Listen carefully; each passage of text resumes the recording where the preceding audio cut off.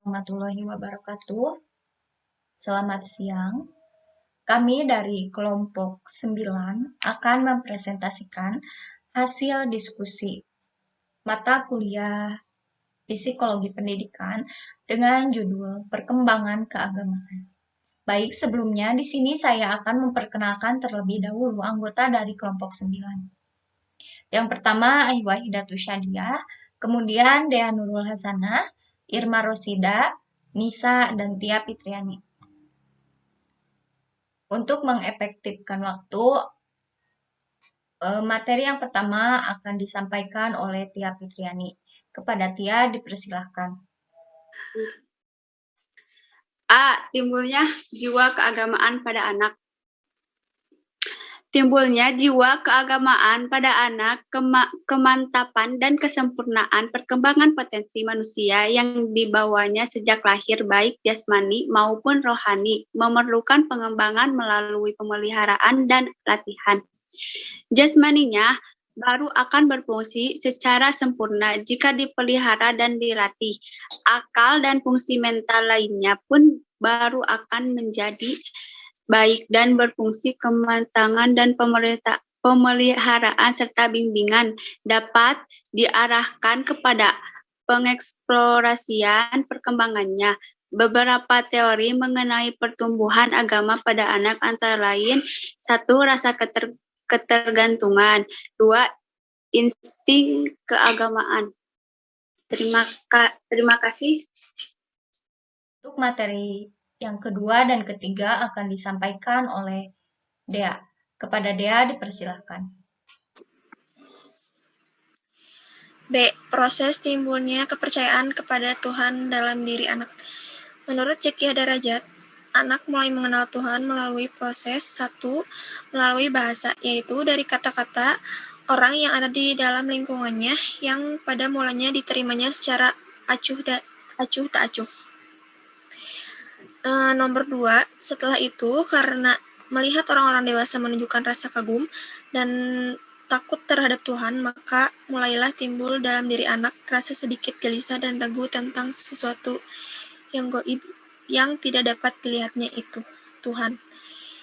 Yang ketiga, rasa gelisah dan ragu itu mendorong anak itu untuk ikut membaca dan mengulang kata Tuhan yang diucapkan oleh orang tuanya. Yang keempat, dari proses itu, tanpa disadari, anak lambat laun pemikiran tentang Tuhan masuk menjadi bagian dari kepribadian anak dan menjadi objek pengalaman agamis.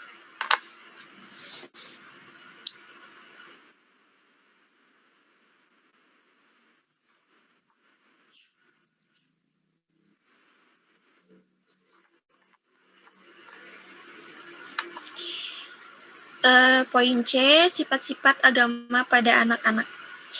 Ide keagamaan pada anak sepenuhnya autoritarius, maksudnya konsep keagamaan pada diri mereka dipengaruhi oleh faktor dari luar diri mereka. Hal tersebut dapat dimengerti karena anak sejak usia muda telah terlihat mempelajari hal-hal yang berada di luar diri mereka. Mereka telah melihat dan mengikuti apa-apa yang dikerjakan dan diajarkan oleh orang dewasa dan orang tua mereka tentang sesuatu yang berhubungan dengan kemaslahatan agama. Maka bentuk dan sifat agama pada diri anak dapat dibagi atas 1. Unreflektif, tidak mendalam. 2. Egosentris. 3. Atromorfis. 4. Verbalis. 5. Imitatif. 6. Rasa heran dan kagum. Untuk materi yang keempat dan kelima akan disampaikan oleh saya sendiri. D. Masa remaja dan perkembangan jiwa agama. Segala persoalan dan problema yang terjadi pada remaja-remaja itu sebenarnya merupakan bagian atau berkaitan dengan usia yang mereka lalui, dengan tidak dapat dilepaskan dari pengaruh lingkungan di mana mereka hidup. Dalam hal itu, suatu faktor penting yang memegang peranan yang menentukan dalam kehidupan remaja adalah agama. Untuk materi E, yaitu metode pembinaan agama pada anak dan remaja. 1. Pembinaan jiwa keagamaan pada usia anak. 2. Pembinaan jiwa keagamaan pada usia remaja, usia anak. Dalam pembinaan agama pada diri pribadi anak sangat diperlukan pembiasaan dan latihan-latihan yang cocok yang sesuai dengan perkembangan jiwanya. 2. Pembinaan jiwa keagamaan pada remaja. Strategi pembinaan agama. Adapun langkah-langkah yang dapat ditempuh yaitu 1. Pembinaan agama harus dikontraksi menuju integritas antar ilmu-ilmu akilah dan ilmu-ilmu nakilah. 2. Pembinaan agama dikonstruksi menuju tercapainya perilaku toleransi dalam berbagai hal tanpa melepaskan pendapat atau prinsip yang diyakininya. 3. Pembinaan agama perlu dikonstruksi secara terencana, sistematis, dan mendasar untuk menyiapkan generasi muda Islam yang berkualitas. B. Metode yang digunakan dalam pembinaan agama untuk remaja meliputi 1. Metode ceramah, 2. Metode diskusi, kemudian 3. Metode tanya-jawab. Sekian dari saya. Baik, untuk materi selanjutnya akan disampaikan oleh Irma Rosida. Kepada Irma dipersilahkan. Terima kasih kepada Ibu Moderator. Di sini saya akan menjelaskan perkembangan agama pada usia lanjut. Usia lanjut adalah periode penutup dalam rentang hidup seseorang. Masa ini dimulai dari umur 65 tahun sampai mati. Periode selama usia lanjut ketika kemunduran fisik dan mental terjadi secara perlahan dan bertahap dan dikenal adalah puncak dari jiwa keagamaan yang semakin matang dan penerimaan seutuhnya, meningkatkan nilai ibadah daripada mengurus duniawi yang bersifat sementara, yaitu suatu periode di mana seseorang telah beranjak jauh daripada periode terdahulu. Terima kasih. Baik, untuk materi selanjutnya akan disampaikan oleh Ai Wahida. Kepada Ai dipersilahkan. Terima kasih kepada Ibu Moderator yang telah memberikan waktu dan kesempatan kepada saya untuk menyampaikan sebuah materi selanjutnya.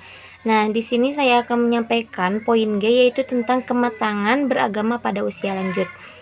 Kematangan atau kedewasaan seseorang dalam beragama biasanya ditunjukkan dengan kesadaran dan keyakinan yang teguh karena menganggap benar akan beragama yang dianutnya, dan ia memerlukan agama dalam hidupnya.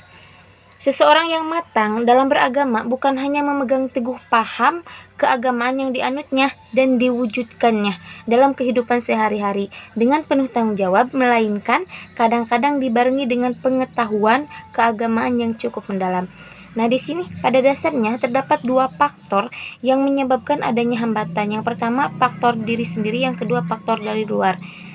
Terima kasih kepada Ibu Moderator. Selanjutnya saya kembalikan kepada Ibu Moderator. Terima kasih kepada para pemateri.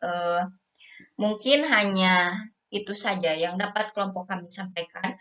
Mohon maaf atas kekurangan dan kelebihannya. Terima kasih. Fastabiqul khairat. Wassalamualaikum warahmatullahi wabarakatuh.